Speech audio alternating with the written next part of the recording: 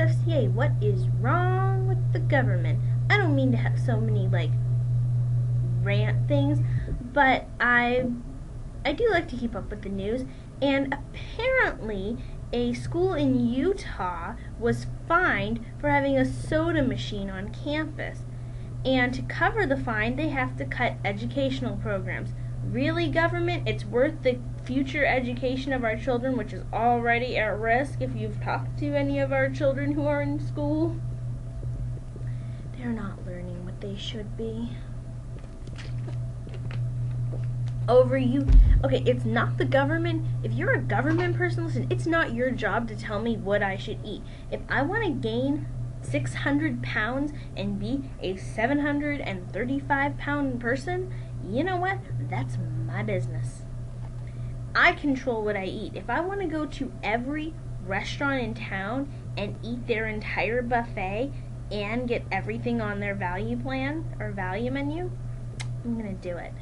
And I should have the right to decide when I go to school what I can have to drink.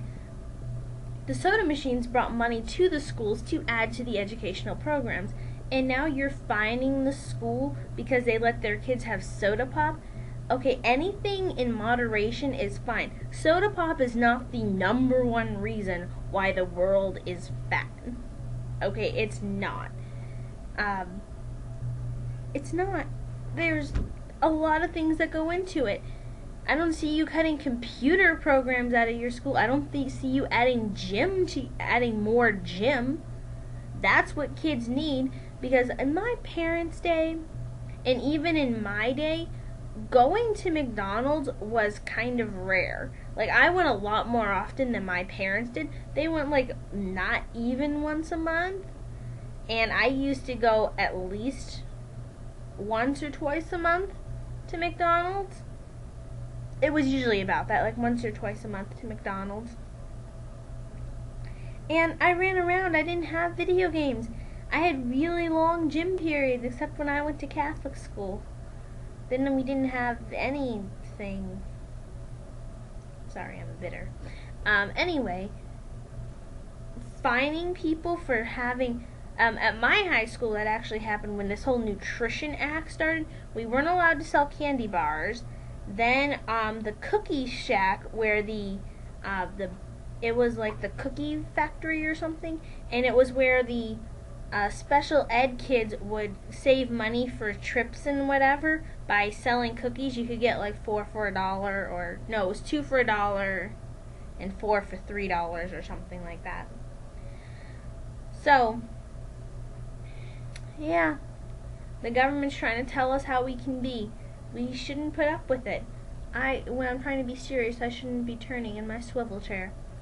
But everyone, we outnumber the government like 400 to 1. Per person in the government, there's 400 just regular citizens. We know where they are. We can take them.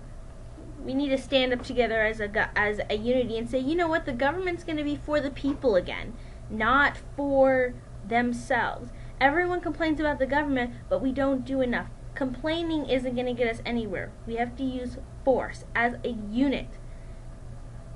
It doesn't mean that we all have to be in uniforms, and it doesn't mean that we have to use physical violence, but we need to get together and do something as a whole. Can you imagine if a whole state of people who were non-government, which if you go from I think that Texas or California is the largest state, there's 5, 6, there's up to 10, give or take, like government officials who are I'm thinking like in Congress, senators, people like that. There's more if you include like mayors and governors and stuff like that. But still, you know where your mayor is. Tell him that you know what, you're not gonna let the big people take away my soda pop. And students need to realize that they have rights too. Just because you're under the age of 18 doesn't make you less of a citizen. You have rights. Find them out and execute them. It's not hard. Well, it is hard. It's kind of difficult. But you can't be afraid. You can't be afraid of consequences. If you feel really strongly about something, you have to stand up for it. And we should. If we don't want the government to control us, we have to control the government.